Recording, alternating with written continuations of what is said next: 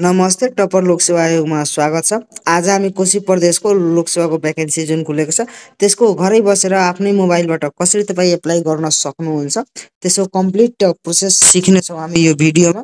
So भिडियोलाई अन्तिमसम्म अवश्य नै हेर्नुहोला। अब गुगल वा क्रोम ओपन गरेर यहाँ तपाईँले कोशी पिएससी सर्च गरिहाल्नु छ। सर्च गरिसकेपछि यहाँ माथि जुन वेबसाइट एउटा आएको छ प्रदेश लोकसेवा आयोग कोशी प्रदेश, यसमा क्लिक गर्नु छ। क्लिक गरिसकेपछि यस्तो इन्टरफेस खुल्नेछ। अब यसमा चाहिँ तपाईँले के गर्नु छ, यो तपाईँको मोबाइलबाट गइरहेको भने थ्री डट हेर्नुहुन्छ, यसमा क्लिक गरेर यो डेस्कटप साइटलाई अन गरिदिनु छ। अब यो के हुन्छ भने अलि ल्यापटप जस्तो हेराउन थाल्छ। ल अब यहाँ तपाईँ के गर्नु छ, अलि तल आउनु छ। यो वेबसाइटमा अलि केही चेन्जेस भएको छ। यहाँ तल हेर्नुहुन्छ भने यहाँ चाहिँ तपाईँ हेर्नुहुन्छ अनलाइन दर्ता प्रणाली र एउटा पुरानो वेबसाइट। त अब पुरानो वेबसाइटमा जानु छैन, अब नयाँ वेबसाइटबाट नै यहाँ के गर्नु होला, यसमा क्लिक गर्नु होला। यो अनलाइन दर्ता प्रणालीमा क्लिक गर्नु छ। क्लिक गरिसकेपछि अब तपाईँको इन्टरफेस चाहिँ यस्तो हेराउँछ, यस्तो आइहाल्छ। अब यसमा के गर्नु छ, तपाईँले पुरानो आइडी पासवर्ड छ भने यहाँ आइडी र यहाँ पासवर्ड राखेर बुझाउनु, यसमा क्लिक गर्नु होला अनि लगइन गर्नु होला। एकदम नयाँ हो भने यहाँ पहिला चाहिँ दर्ता गर्नुहोस् हेर्नुहुन्छ, यसमा क्लिक गर्नु छ। यसमा क्लिक गरेपछि अब त्यसपछि अब यो सबै डिटेलहरू भर्नु होला। यहाँ आफ्नो नागरिकतामा जे छ त्यस अनुसार भर्नु होला र यो रेड स्टार जुन लागेको छ त्यो कम्पलसरी भर्नै पर्ने हुन्छ। तपाईँले यो पहिलो नेम आफ्नो राख्नु होला, 20 को नाम छ भने यहाँ राख्नु होला, छैन भने यहाँ थर राखिदिनु होला। त्यसपछि यहाँ प्रयोगकर्ताको नाम आफ्नो सिलेक्ट गरिहाल्नु होला। जसरी कि मान्नुहोस् कि तपाईँको नाम यदि राम हो भने यहाँ लेखिहाल्नु होला RAM राम 1 2 3 4। यसरी कुनै आफ्नो नामबाट केही एउटा युजर आइडी छानिहाल्नु छ। त्यसपछि यहाँ जन्म मिति सिलेक्ट गर्नु छ। जन्म मिति यहाँबाट सिलेक्ट गर्नु होला। यो इयर भयो, कुन इयरमा मान्नुहोस् कि मैले 2022 एउटा जस्ट मैले नर्मल यसरी राखिदिएँ। अनि गते यहाँबाट सिलेक्ट गर्नु होला। यसरी यो बिएसमा सिलेक्ट गर्दा एडी आफै लिइहाल्छ। त्यसपछि महिला कसो त्यो आफ्नो यहाँ सिलेक्ट गर्नु, मेरो मेल हो सो म मेलमै राख्छु। यहाँ आफ्नो जिमेल राख्नु होला, यहाँ आफ्नो मोबाइल नम्बर राख्नु होला। अनि त्यसपछि अब यहाँ आफ्नो नागरिकता नम्बर राख्नु होला र यहाँ नागरिकता जारी भएको जिल्ला यो डाउन एरोबाट सिलेक्ट गर्नु होला र यहाँ जारी भएको मिति पनि जसरी हामी जन्म मिति सिलेक्ट गर्यो त्यसरी नै सिलेक्ट गर्नु होला।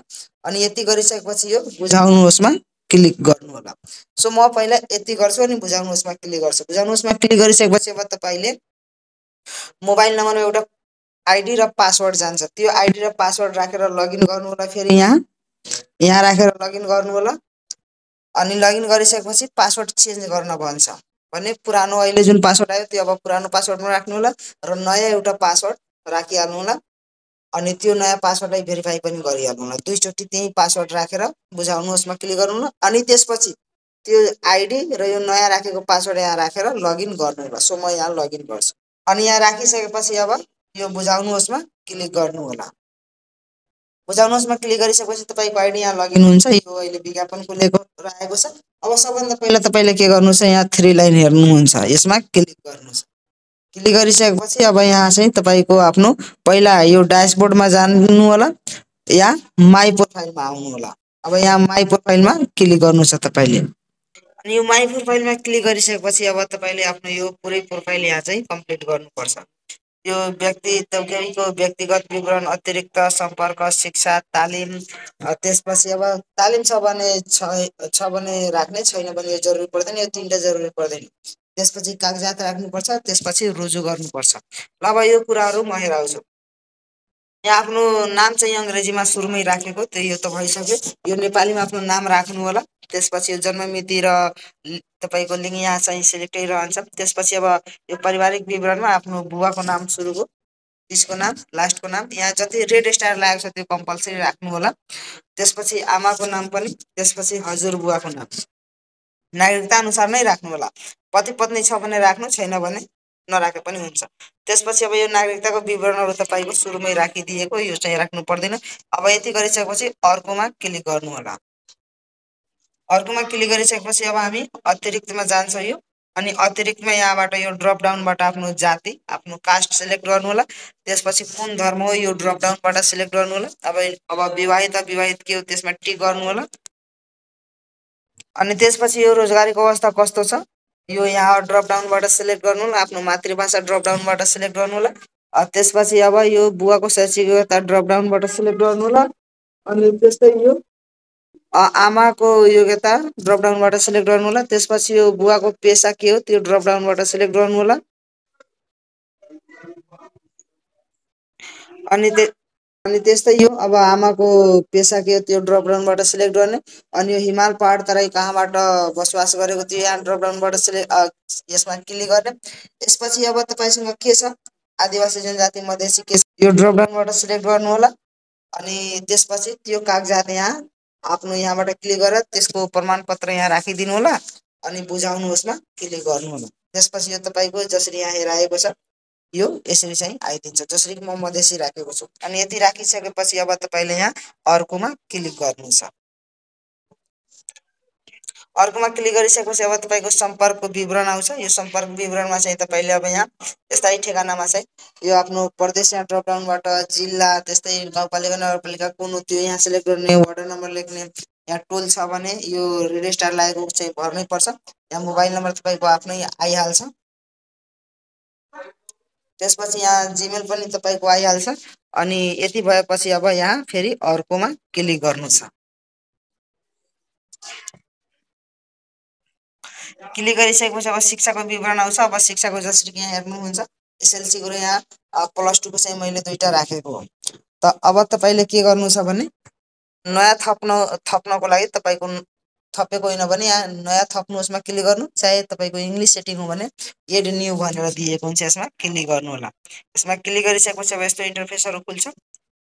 ल मैले +2मा के चाहिँ भरेको त्यो कुरा म यहाँ हेराइदिन्छु तपाईँले।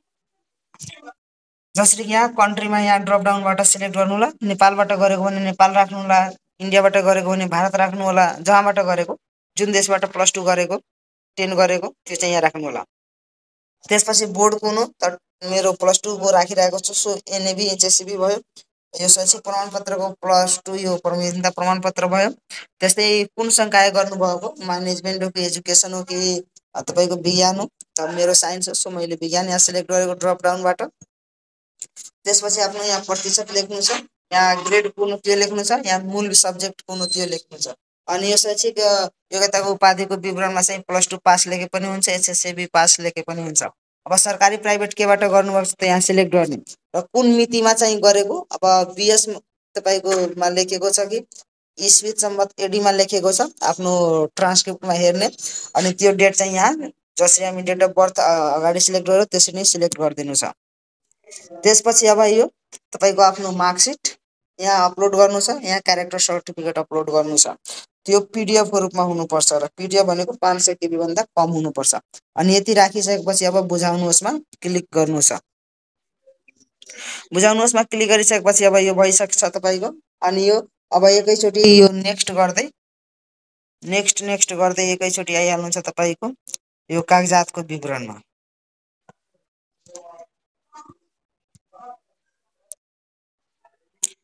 यहाँ चाहिँ तपाईँले आफ्नो फोटो हाल्नु छ र यसमा चाहिँ आफ्नो सिग्नेचर हाल्नु छ। त्यसपछि यहाँ नागरिकताको आफ्नो फ्रन्ट साइडको र यहाँ नागरिकताको ब्याक साइडको चाहिँ फोटो अपलोड गर्नु छ। यति गरिसकेपछि यो अर्कोमा क्लिक गर्नु छ। अर्कोमा क्लिक गरिसकेपछि अब यो चाहिँ तपाईँको रुजु खुल्छ। यहाँ पुनरावलोकन। अब पुरै फर्म आफ्नो हेर्नु होला कहीँ गल्ती छ कि के छ कस्तो छ त्यो चाहिँ अब यसमा हेर्नु होला। अनि मेरो सबै फर्महरू चाहिँ सही छ सो अब म केही गर्दिनँ डाइरेक्ट नेक्स्ट नेक्स्ट गर्दै अब म एप्लाईमा जान्छु। यसपछि अब तपाईँले यहाँ के गर्नु छ भने यो फेरि अब यो 3 लाइन हेर्नुहुन्छ। यो 3 लाइनमा क्लिक गरेर त्यसपछि अब हामीले यो रिक्त पदमा आउनु छ। यहाँ यो रिक्त पदमा यसमा क्लिक गर्नु छ। क्लिक गरिसकेपछि अब तपाईँले के को एप्लाई गर्न चाहेको यहाँ सबै भ्याकेन्सीहरू खुलेको भ्याकेन्सी हेराइदिन्छ। जसरी कि मैले यो नायब सुब्बा र यो लेखापालको लागि मैले गर्न चाहेको सो अब यसैको साइडमा यहाँ हेर्नु त यो विस्तृत विवरण दिएको छ। यो विस्तृत विवरण यसमा क्लिक गर्नु छ। तपाईँको इङ्ग्लिस सेटिङ हो भने भ्यू डिटेल दिएको होला यसमा क्लिक गर्नु होला। क्लिक गरिसकेपछि अब यहाँ चाहिँ सबै चाहिँ तपाईँको भ्याकेन्सी आइहाल्छ।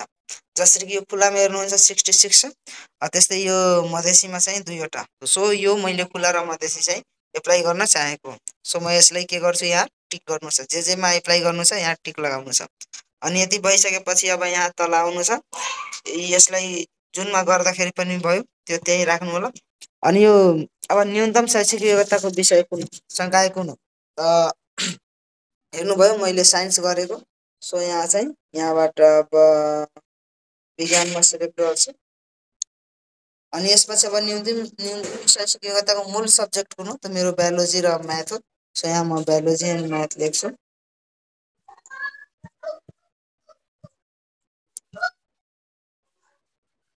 म्याथ भयो। ल यसपछि अब यहाँ परीक्षा शाखा सिलेक्ट गर्नु छ, कुन ठाउँबाट इक्जाम दिने हो। त अब यो विराटनगर नै रहन्छ, प्रदेश चाहिँको विराटनगर नै रहन्छ जहिले पनि।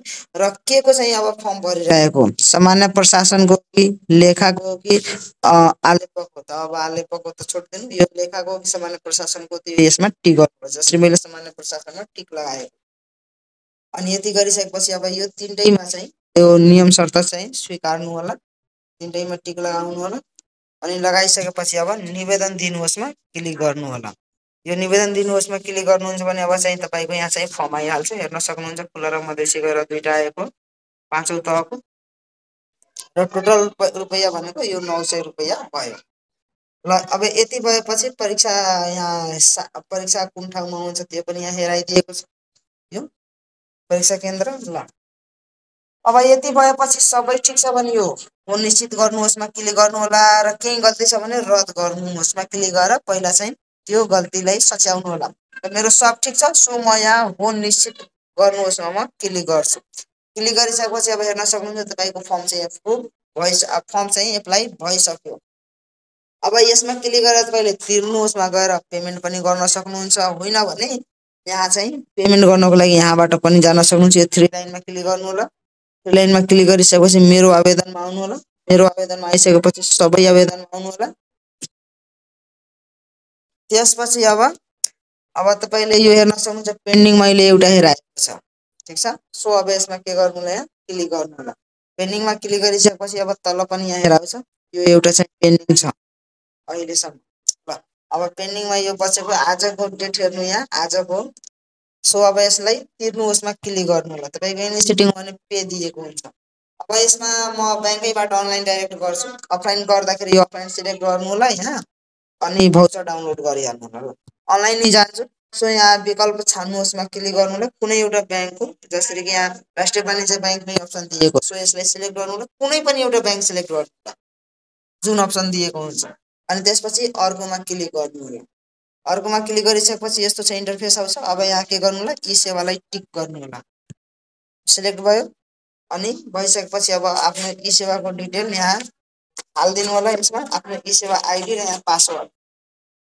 अनि हालिसकेपछि यहाँ लगइन गर्नुहोस्मा क्लिक गर्नु होला। त्यसपछि मोबाइलमा तपाईँको एउटा ओटिपी जान्छ। त्यो ओटिपी राखिदिनुहुन्छ भने पेमेन्ट पनि भइहाल्छ। ल